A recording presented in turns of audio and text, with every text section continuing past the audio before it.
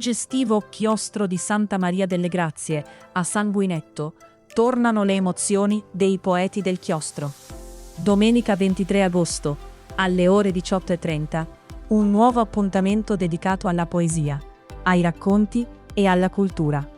Un invito aperto a tutti i poeti, che potranno condividere versi, pensieri ed emozioni. L'evento è organizzato da Pianura Culturale, sezione libri da gustare, con il patrocinio della provincia di Verona e del comune di Sanguinetto. Ospite della serata sarà Vito Lonardi, poeta, cantastorie e interprete della tradizione popolare, con le sue canzoni e le sue storie. Presentano Gerry Brighenti e il poeta Mario Bissoli. Ingresso libero. I poeti del chiostro vi aspettano.